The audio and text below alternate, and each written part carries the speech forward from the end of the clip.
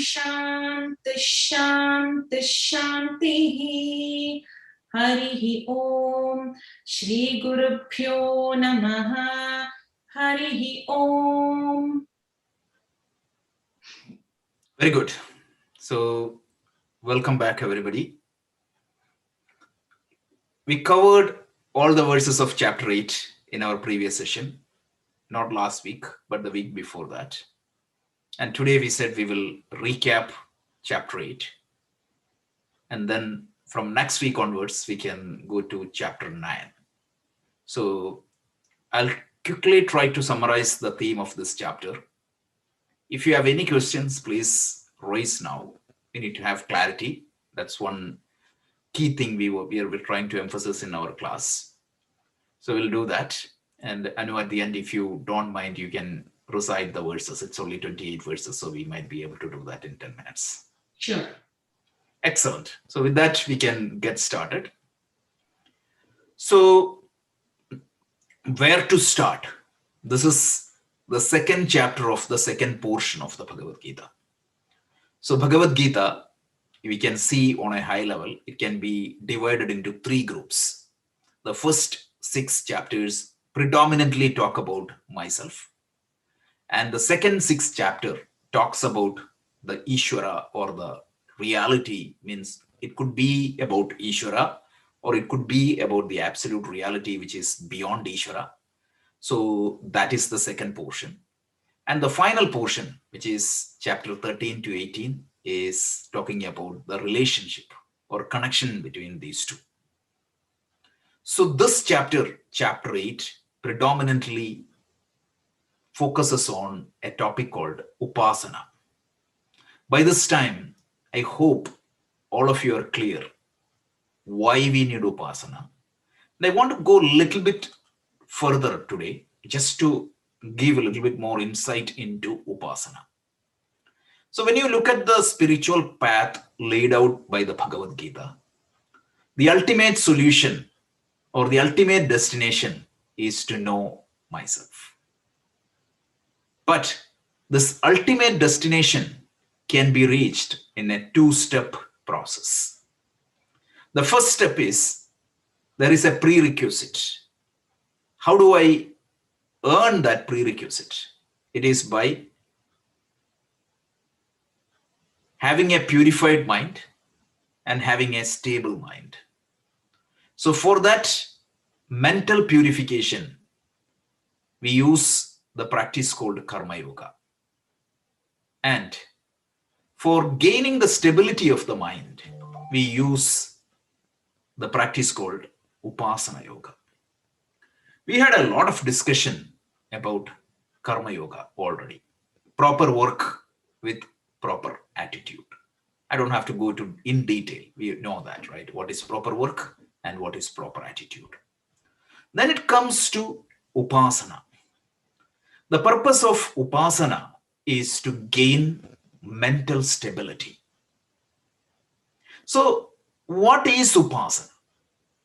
Upasana is known as an Antaranga Sadhana, whereas the Karma Yoga is known as a Behiranga Sadhana. Behiranga Sadhana means a sadhana which is executed using external organs. Behir meaning Bahya, external, Anga, organs, Sadhana, practice. So Karma Yoga is a practice which is executed using my external organs. Whereas Upasana Yoga is a sadhana executed using my internal organ, which is the mind. So what is Upasana? The word itself clarifies what is Upasana. Asana means what? You all know. What is asana? Sit. One meaning. Posture, another meaning. Sit. Asana. So you're sitting somewhere. Where? Upa. Upa means what? Closer. Closer. So you're sitting closer to something. And what is that something? It is Ishvara. So any practice you employ to get closer to Ishvara. Any mental practice you employ to get closer to Ishvara is known as upasana. Because all the mental activities are not upasana. We know that upasana is a mental activity, but not all the mental activities are upasana. A specific kind of mental activities are known as upasana. There is a beautiful definition in our scripture. The definition is Saguna Brahma Myanasa Vyapara is known as upasana. Saguna Brahma means Brahman, or the reality or the God with attributes. God in the form of a symbol, or God in the form of prana, or God in the form of mantra, or God in the form of sound. So it is Ishvara, or it is an expression or manifestation of Ishvara in the form of a symbol. And what you are doing, you are trying to focus your thought into that. Manasa Vyapara, mental activities are focused on Saguna Brahma. That is what is called upasana. So this upasana can be converted as a yoga. So why do you focus your mind?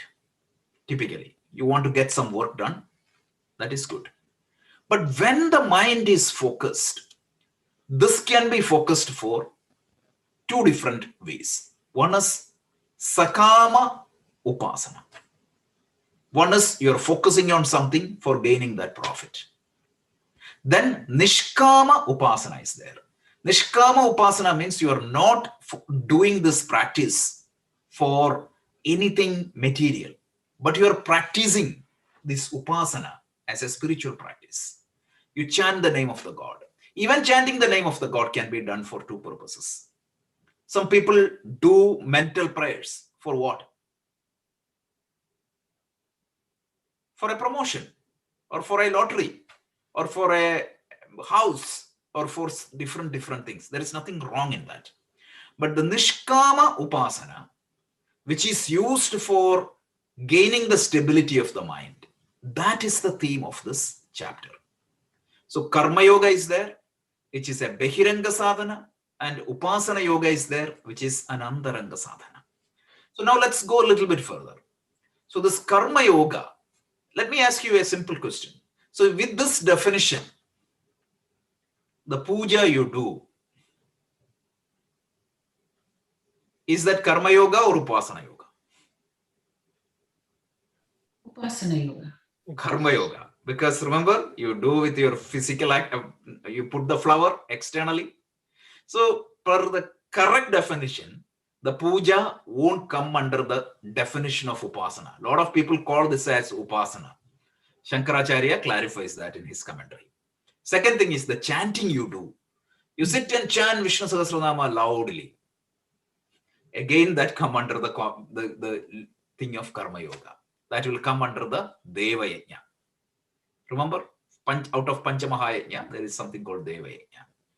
But when that sadhana becomes completely internal, that is the time it is called as upasana. So this is what the difference between karma and upasana. Please be clear, because this is the fine clarity. Of course, a lot of people call the chanting as upasana, but strictly speaking, it is not an upasana. So now, when you go to Patanjali Yoga Sutra, whatever you see there, most of them are upasana. So that's what you see. Now, So, chanting in the mind, is not upasana. out. Chanting in the mind is upasana, but when you chant loudly, it becomes karma. That is correct.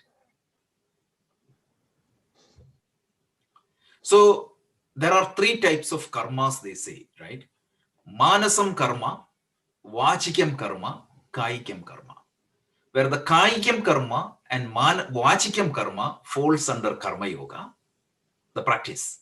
Whereas the Manasam karma, the practices you follow, come under the Upasana Yoga. This is the strict definition. Of course, it can overlap here and there, that's okay. But if you really want to understand what it is known as upasana. Now, when you do this nishkama upasana, what is going to happen? It is going to stabilize your mind. It is going to make you closer to Ishvara. It is going to get closer to the object of meditation. This is what nishkama upasana. And this chapter talks about those practitioners who are nishkama upasakas. So with that introduction, let's quickly understand the major subject matter covered in this chapter. The chapter opens up with a question by Arjuna. He asks, how many questions? Do you remember? 7. Yeah, 7 questions he asked. So 7 questions he asked. What is Akshara? What is Brahman? What is Atma? What is Adibhuta? What is Adhideva? What is Karma? What is Adhiyajna? So what is Adhiyajna? And the final one is, what happens to, how can one concentrate his thoughts at the time of death? Prayana Kala Chinda. What exactly is the final thoughts or the final mental activities at the time of your death, and how it is going to affect you? This is what the 7 questions. Let me do that. Aksharam Brahma means imperishable Brahman. What exactly it is? What is Atma? What is Adhibhuta? What is Adhideva? What is Adhiyajna? What is Karma? And what is the Prayana Kala Chindagati? So this is the 7 questions. So Krishna answers the first 6 questions in 2 verses. Brahman is the absolute reality. Imperishable absolute reality is known as Brahman. And Atma is that, means that which is the cause of everything on a macro level, is known as Brahman. What is the cause for an individual to live? That is known as Atma. And in fact, both Brahman and Atman are the same. They are only 2 different point of views. For example, somebody may call you as a father and somebody may call you as a brother. Both of you are calling you, both of them are calling to the one person. But depending upon the point of view, you give 2 different names. So when you take the whole point of view, entire the universe, this reality is known as Brahman. Whereas when you look at the point of view an individual, it is known as Atma. Essentially, Brahman and Atman are the same. So that is the first 2. What is next? Adibhuta. Adibhuta is what? Anybody remember it?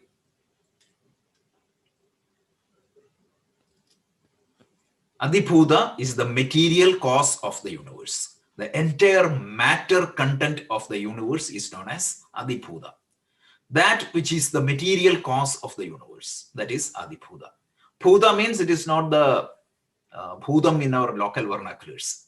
It is the bhutam means elements, the material elements of the universe. That is known as Adibhuta. The next one is known as Adideva. Adideva means it is the Ishvara of the universe. Of course, Ishvara is different from Brahman. You know that, right? We talked about that a lot. So the Ishvara, which is a derivation from the Brahman, absolute reality. It is the total body, it is the total mind, and it is the total Atma. It is known as Ishvara. That is Adhideva. So Adi means, the first one is Brahman, Atman, Adibhuta, Adhideva, Adhiyajna. Yajna means what? Any dedicated activity. So anything that happens, any offering that happens, who is the presiding deity of that yajna? So you see everywhere an order is happening, right? Who is the presiding deity? Who is the governing principle behind that? That is again, it is Brahman and it is Atman. So another point of view, Adhiyajna. And finally, karma. Karma in this context, Krishna defines karma as that which causes the creation of the universe, right? Why beings are born? They are born because of their karma, because of their prarabdha karma. And the total prarabdha karma of this entire universe causes the universe to manifest. So that which causes the entire cycle and the dissolution, means the things to come and manifest, manifestation and unmanifest, that is called as karma. So this much he said, and then he is going to talk about the prayana kala chittavrittis. Krishna said, right? This is, just understand this a little bit more. He said, the final moment, mental makeup, that is going to determine the gati of your soul. Again, this chapter is not one of the old chapter. Typically, if you take the 17th chapter of the Bhagavad Gita, the focus is the Jivan Mukti, which is self-realization here and now. This is the only chapter that talks about actually the gati of the soul, or what happens after the death. So you need to understand, the Krishna's emphasis is not this Krama Mukti, but Jivan Mukti. But just for an academic purpose is teaching it. So just think that way only. So now what happens is, he's saying that prayana kala, at the end time of your life, the predominant mental makeup or your thought process, the natural thought process, that is going to determine the actually the gati of your soul. Shankaracharya gives a brilliant explanation here. I was reading it very recently. Means I read that and I forgot. I think I didn't talk about this when we were doing the class. Shankara's observation is, remember, let's say that you want coffee every day morning. If you need coffee, without coffee you feel a headache. There are two different time zones, time snapshots you want to pick. The first snapshot is when you had the first coffee or the second coffee. What was more powerful, habit or your will? Habit. You didn't develop that habit yet. Uh-huh. See, the drunken, when he was having his first drinks, if he want, he can use his will and easily get away. Mm-hmm. Correct? Yes. Now, fast forward. As time progresses, what is going to happen? The influence of the will gradually come down, and the power of the habit will naturally go up. Do you agree? Yes, sure. 1 year after started drinking, every day I drink. If I wanted on the first month, yeah, with my will, the probability of me getting out of that habit is very easy. After 1 month, it becomes a little bit difficult. Still, it is doable. After 5 months, more difficult.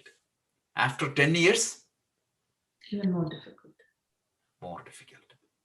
So, what happens at the end period of the life? What is going to dominate your mind? Habit. The habits you picked up. So Shankara tells, the mental makeup, even if you want, means if you study this theoretically and think that, okay, at the end of my life, I'm going to focus on God.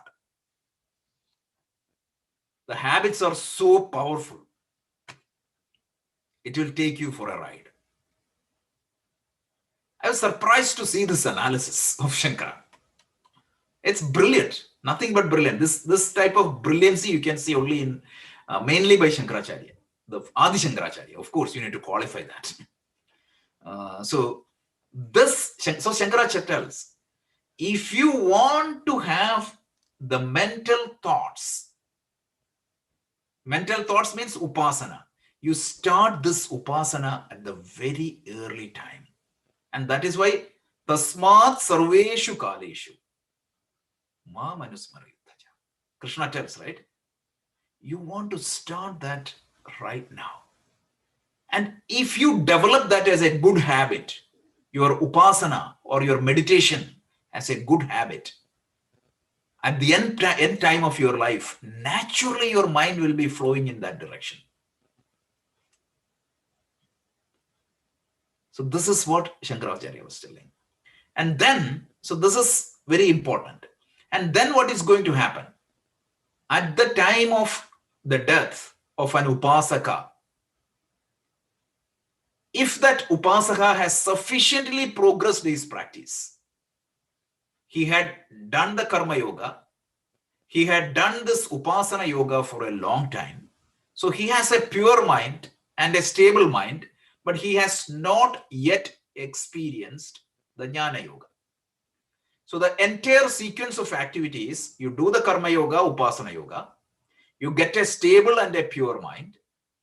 And once you have a stable and pure mind, you shift your practice more into the jnana yoga. The jnana yoga is done through shravanam, mananam, nididhyasanam.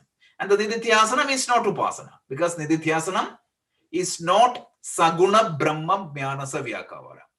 The difference between upasana and jnana yoga is upasana yoga, you are meditating upon a saguna brahman or a God's quality or an external object.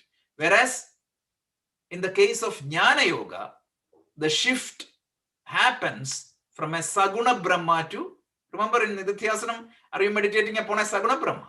We did that in the Atma Bodha. You know that, right? Absolutely not. There is no form or name there. So you're shifting from a saguna brahma to a nirguna brahma in the case of the final phase, which is the jnana yoga. So you are an upasaka. You have done the karma yoga and exhausted all your impurities. And you did upasana and you purified your mind. Once you reach there, there are you have two things to do there. The first one is you can do the jnana yoga, and if you are successful, what is going to happen is you get jivan mukti. And if you get jivan mukti or sadhyo mukti, as Ratnagarji said, there is no transition of that, transmigration of that soul. Ever means you are already, there is no travel, because your identity has shifted from the physical body, subtle body, to the Atma, which is birthless, deathless, so and travelless. The classic example we have given or used to demonstrate this point is, in the dream, if you realize that the dream is a actual, what you call the lucid dream, when you wake up, do you feel that the dream, do you come to an end in the dream? Absolutely not. Otherwise, what is going to happen? The dream space will disappear and you think that it is a new time and space. So that is what it is. So if you achieve Jivan Mukti, there is no transmigration for the soul. So that is not the theme of this chapter. Every other chapter is talking about that Jivan Mukti. So we need to be clear about that. And if Jivan Mukti is not possible, what is the best option now? So you can be an upasaka, a strong upasaka, nishkama upasaka, who has been meditating upon this saguna brahma for a sufficient period of time. You gained your stability and purity of the mind. To that person, when he dies, there are two ways. One is, of course, you can choose to leave your soul. Some advanced yogis can do. And in some cases, your upasaka sufficiently reached to that stage. When he passes away, that soul goes through a different route known as Shuklagati, and it reaches Brahmaloka. And at Brahmaloka, what is going to happen? He will be exposed to the teaching, and thereby he get the actual mukti. Whereas, if you haven't reached there, what is going to happen is that soul is going to take another path, which is Krishna Gati, and you will come back based upon your prarabdha karma. This is what it is said. So, verse 5 to 14, Krishna is going to talk about this Nishkama Upasaka. What is going to happen to this Nishkama Upasaka? And he talks about this Kramamukti, and he talks about what is the qualification, because at your final moments or your final period of life, your thoughts should be predominantly on Ishvara. And that cannot be achieved by just starting to meditate upon Ishvara at that time, just because of the explanation we gave. So he said, Tasmat Sarveshu Kaleshu Ma Manusmara Yudhyaja.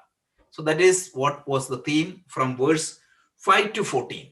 So up to 4, right? 1 to 4, it is the questions by Arjuna, and Krishna was answering the first 6 questions. And the answer of the 7th question is the rest of the entire chapter. And out of that, 5 to 14 is this Kramamukti and this Prayana Kala Ishvara Smarana. Because how you can gain the Prayana Kala Ishvara Smarana, it's only by developing it as a habit much prior to that. Any questions? Excellent. If that is the case, from verse 15 to 22, Krishna talks about 2 different goals. Right? A soul, departing soul, can have 2 different potential goals. One is the Kramamukti path, which will take you to the permanent solution, like the everlasting solution, which is the Mukti. And the second path, Krishna Gati, is going to take you to a temporary place, which is world. To illustrate the temporal nature of the universe, Krishna gives some brilliant example. You may think that the other plane of existence may have a longer duration, and he took the example of Brahmaloka, for example. One day of Brahmaji is billions of years, but even that will come to an end. Right? Ajanma bhuvanan lokan punaravarti norjuna. From the whole universe, from Brahmaloka to any loka known to you, it is impermanent. And what is the nature? We were just saying that it is like a merry-go-round. But the difficulty is what?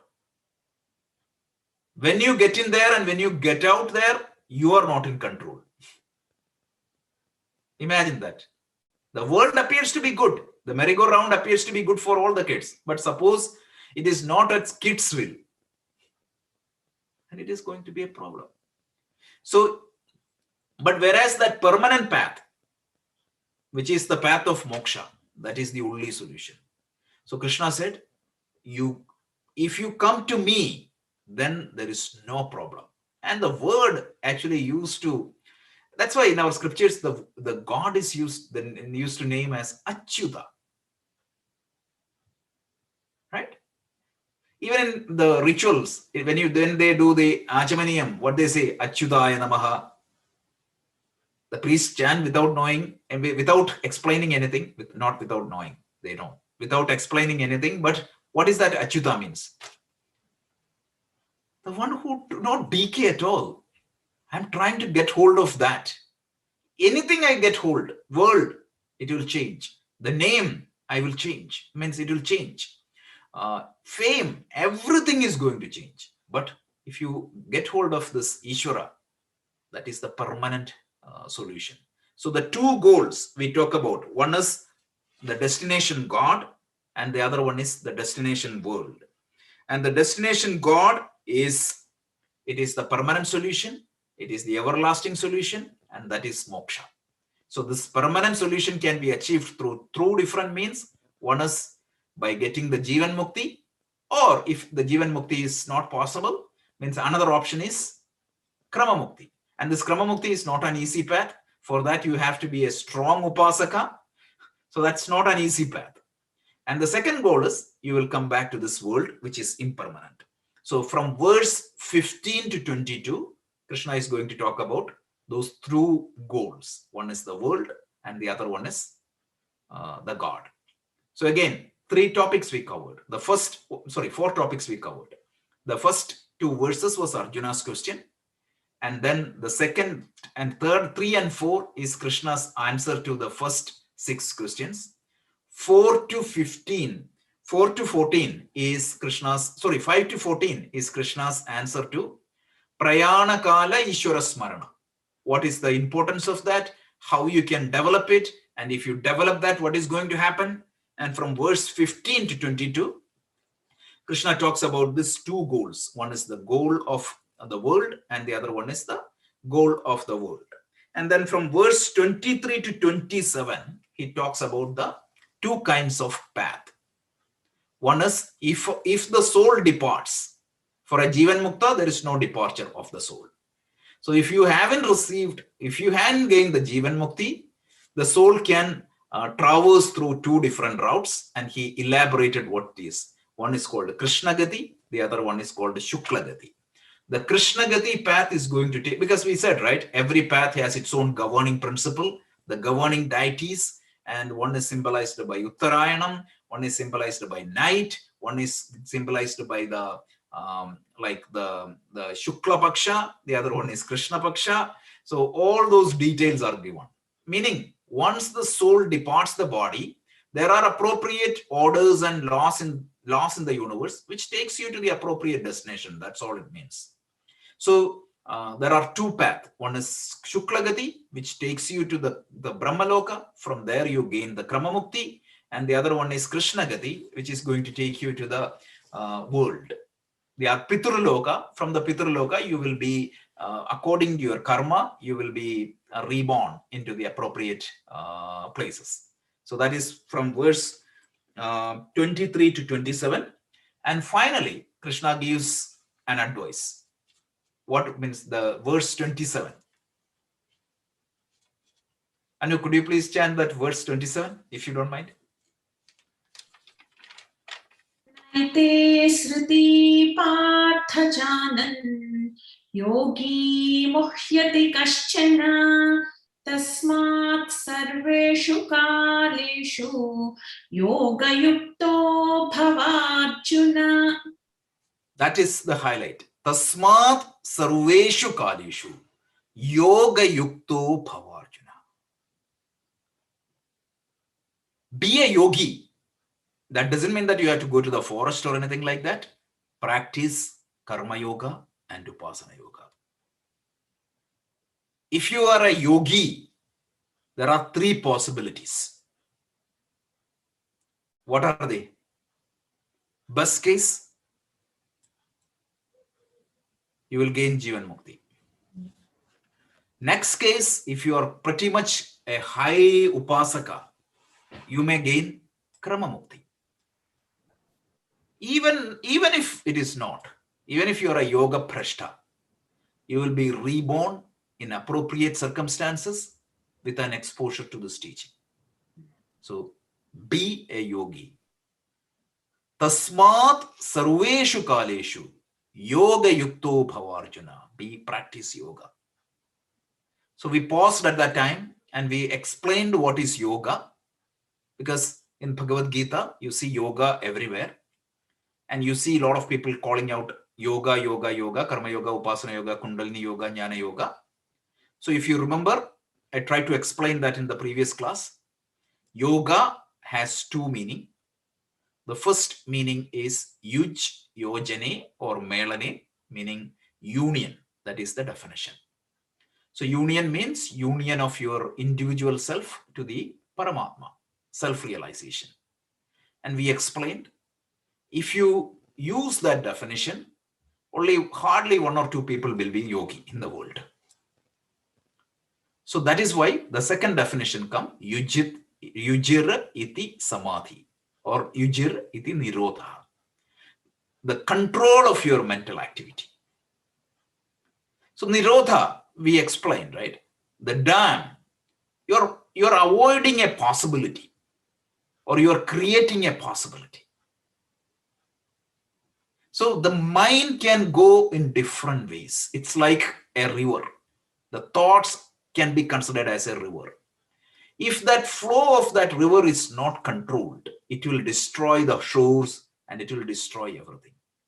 So you employ a certain number of practices so that it is disciplined and controlled and stable.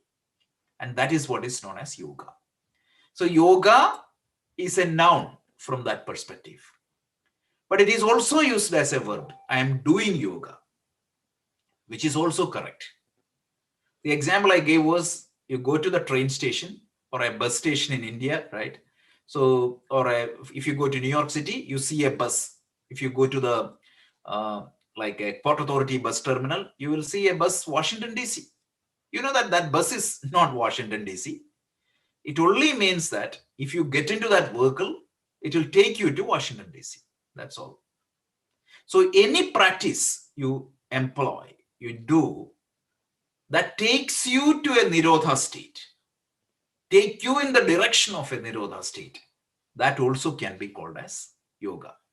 Just like you wrote Washington DC in that bus, when you use your devotion as a means to gain that Nirodha state, it is known as Bhakti Yoga.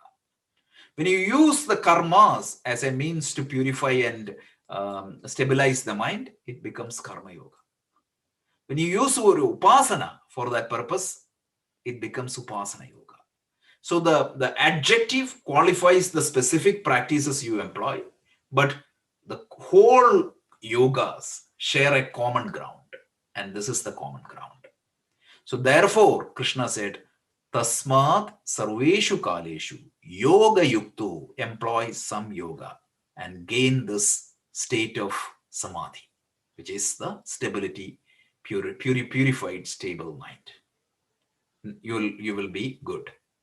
And in the second chapter, he also gave the benefit of this yoga, right? The beauty of yoga is it doesn't have any problems of the usual practices. One is essentially the Nehabhikramana shosti pratyavayo na vidyate. So there is no problem of like abhikramana nasha, the continuity or sequencing, that problem is not there. For example, in agriculture, before you put the seed, if you do something else, if you change the sequence, it will affect the outcome. And pratyavaya, meaning the lack of completeness. If you take the antibiotic, if you stop it in the middle, that will be a problem, right? You have to complete that course. So the lack of completion or the sequencing problem, no such problem is in this yoga. And he tells, Swalpam apyasya karma dharmasya trayade mahadobhaya. Even a little bit of practice will give you that much benefit. So this is tasmat sarveshu kaleshu yoga yukto bhavarjuna. And then the last verse, he tells the glory of the yoga.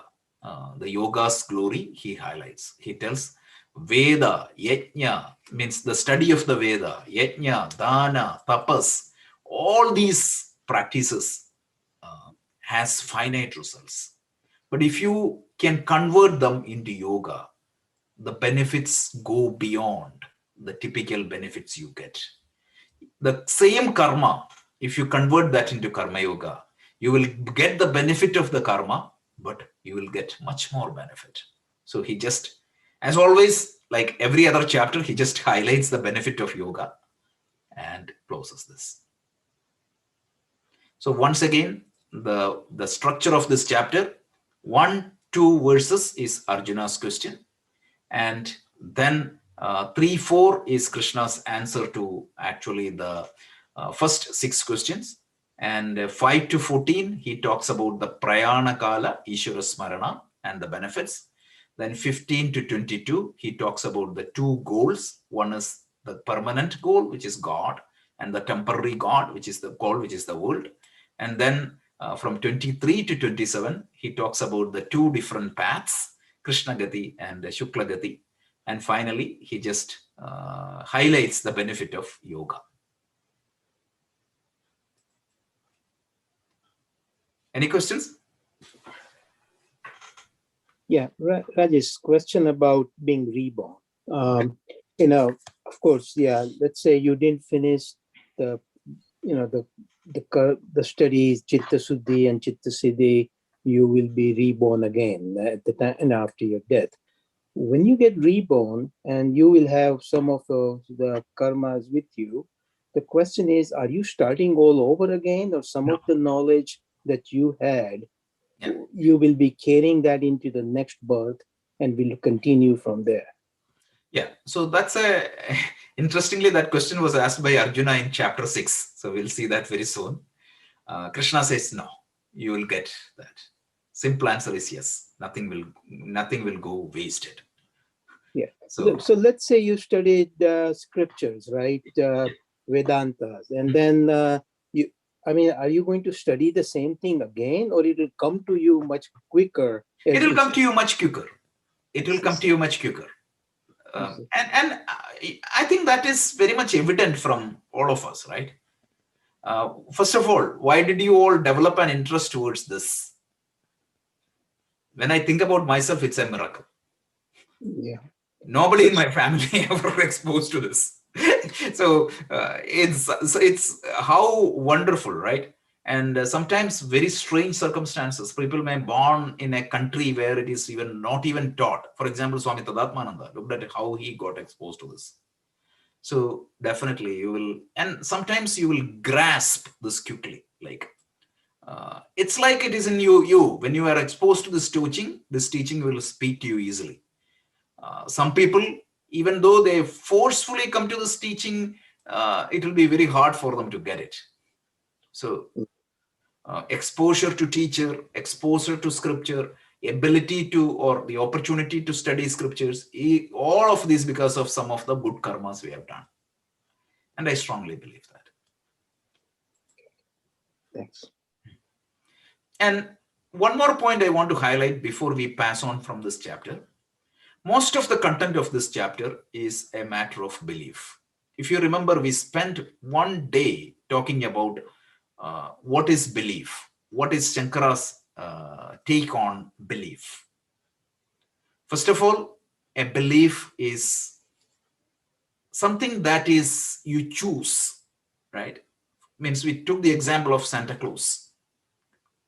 Initially, as a child, you believed Santa Claus. Right now, once you know the truth, can you believe that? Even if you want to believe it, you cannot believe it. You can fake it, but really speaking, it won't be there. So belief is something which is a hypothesis, which is subjected to correction upon verification. So this is the definition. I'm giving the definition of Shankara again. This is how he analyzes it. Belief is something which is subjected, you believe to be true, but it is subjected to correction upon verification. Now, there are certain things which you cannot verify. For example, if somebody say that you need to go to heaven, you are going to heaven, how can you verify it? Neither can I can verify, or I cannot find anybody who is verified yet. I need to die. So this belief is not subject. You cannot prove it. No, you cannot disprove it. The reincarnation or the karma theory, nothing you can prove it. And I said, like, as long as people say that, okay, I know this place, some people, this regression therapy, all these things people choose, those are only anecdotes. And we talked about that. 1,000 anecdotes is not a replacement of the actual proof. And the actual proof is not there. We need to be honest. So when you don't have a means for verification, you employ, what is your means to believe something or not believe something? For Shankara, it has to be three conditions, right? One is reasonable. It has to be reasonable. It may be beyond logic, but it cannot be against logic. That's a simple definition. Second thing is, it has to be beneficial. So this is the criteria you apply. And you apply that criteria to this. And if you don't want to believe in Krama Mukti, that is completely fine. You still can be a Vedantin and a Sanatana. And we all should be thanking to our culture that this much freedom is given to us. And this chapter is a very old chapter, which is completely a different theme of the Gita. But now we are getting into Rajavidya Rajaguhyam, which is again going to talk about the Jivan Mukti. It's one of the brilliant chapters. I cannot conclude without restating that point, because we have to be intellectually honest. Any other questions? Deva, you had some questions? Sorry, I thought you're mute and you're speaking. No, Rajesh. Okay, good. So, Rajesh, I have a question. So, when somebody goes to heaven and they exhaust their punya karma, they exhaust their punya karma there, They will come back to earth, or right? come So back they, to some other world. Heaven is a place described in our Puranas as a vacation home. It's like you going to Switzerland. You cannot work and earn there. Only thing is you can spend. So you go there with some money, enjoy your vacation. You cannot earn there. Can you live there ever without any earning? No. Otherwise, you should be that multi-millionaire for you can live the rest of the life. But once your money is over, you have to come back. So you go, if your punya is extremely high, they say that you go to heaven, and once that punya is exhausted, you will come back. Again, this is a matter of faith or belief. Don't have much relevance in Vedanta. In fact, Can you practice? Krishna makes strong criticism on the people who just work for heaven. Remember that the verses in the second chapter? Just remember that verse, because that itself is a very, very, very powerful blow of all these people who are after heaven. Yavan Yamimam pushpitam vacham prapatanti vipaschitaha vedavadarada partha na anya artha idi vadinaha kamatmana surgapara janma karma laprata kriya vishesha bahula bhogaishwarya gatim pratim. I think just look at that one verse. He said Yamimam pushpitam vacham prapatan vipaschitaha. Vipaschitaha means unwise. Pushpitam vajam, pushpa means flower. Flowery words of the unwise. That is how Krishna calls it. my point is, if they exhaust their punya karma and their, so is it correct point or not? It is a correct point. It is, they will come back, because, and that's what this chapter also was telling, right? So their karma should be almost neutral, right? Yeah. No Yeah, you will be, see, ajanma bhuvanan loka punaravarti norjuna, right? So if wherever you go, you are come back and you will reborn again and again and again. Whether you go to heaven or Brahmaloka, any loka, you will come back. And that's what we said. Like, it's like you don't know when to come back, how to come back. You will be caught up in the cycle of death and birth again and again. And remember, you said like death. If you think that I have multiple birth, that seems to be good. But think about that. That means multiple death also. So that's not the permanent solution. The permanent solution is, it's like from you're going from one dream to the other dream to the other dream. Some dreams might be pleasant, some dream might be horrible. So if we are exhausting our punya karma and or also the papa karma, so we should be born with neutral karma, right? How are we getting the prarabdha? You will not born with neutral karma, because remember, you have a pool of sanchita karma. So, right? So sometimes what happens, if that punya karma exceeds beyond a capacity, beyond a threshold, you will be born. Again, we are only talking from the red knowledge. This cannot be proven or disproven. So, but the idea is you will be caught up in the birth and death. So Krishna's advice is, don't go in that route. Try to understand your true nature, and going to heaven is not going to solve all the problems. I still remember Swami Chinmay Dayananda Saraswati used to say that in heaven you will have heavenly problems. Think about this, right? I always think about this. Say, let's say that a remote village in Africa, they are not exposed to any modern facilities. If you take that guy, I think there was a movie, A King of Africa coming to US, right? That's what I forgot that. Coming to Forgot America. that. What is that? Coming to America. Coming to America. There is a second part also came very recently, right? That Eddie Murphy. yeah. Eddie Murphy. Yeah, exactly. Eddie Murphy movie. Exactly with that. So that movie is not even I'm going 2 steps behind that. That itself has they have at least gold and everything. There are people, tribal people and other people who hasn't even seen electricity. So in his mind, if he can think about a heaven, the life we are living now is heaven. So what would be he thinking if all the facilities we are enjoying now is available to him? He would think that there won't be any problem. But you and I know we have more problems. Actually, the book Flow, which is a book I always recommend, right? This book has a beautiful example.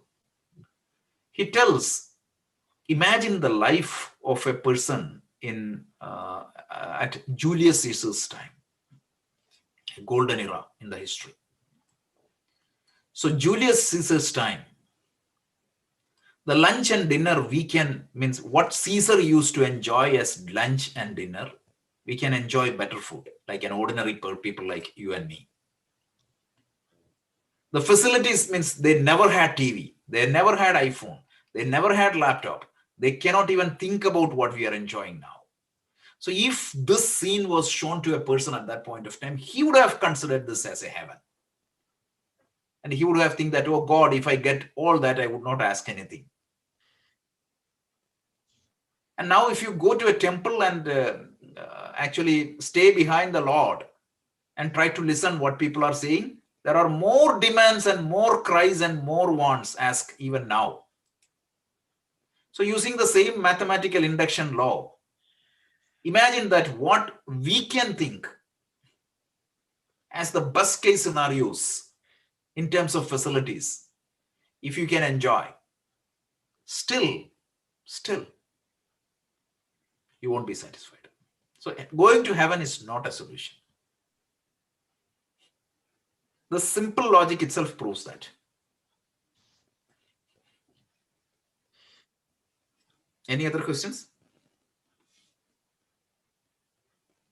Okay, so if not, we will request Anu to do a chanting, full chanting.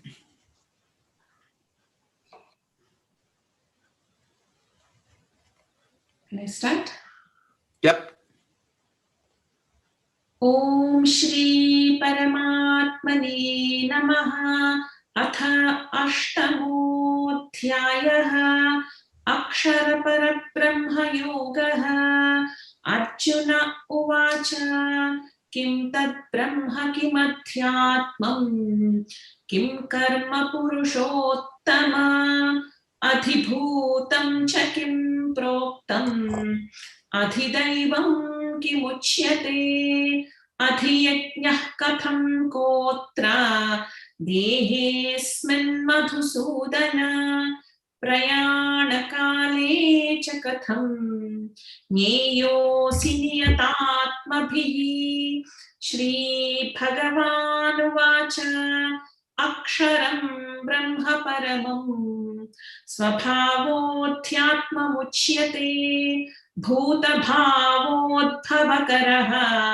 विसर्गः कर्म संज्ञितः अधिभूतं क्षरो भावः पुरुषश्चाधिदैवतम् अधियज्ञोऽहमेवात्र देहे देहभृतां परा अन्तकाले च मामेव स्मरन् मुक्त्वा कलेवरम् यः प्रयाति समद्भावं याति नास्त्यत्र संशयः यं यं वापि स्मरन् भावं त्यजत्यन्ते कलेवरं तं तमेवैति कौन्तेय सदा तद्भावभावितः तस्मात् सर्वेषु कालेषु मामनुस्मरयुध्य च मय्यर्पितमनो बुद्धिः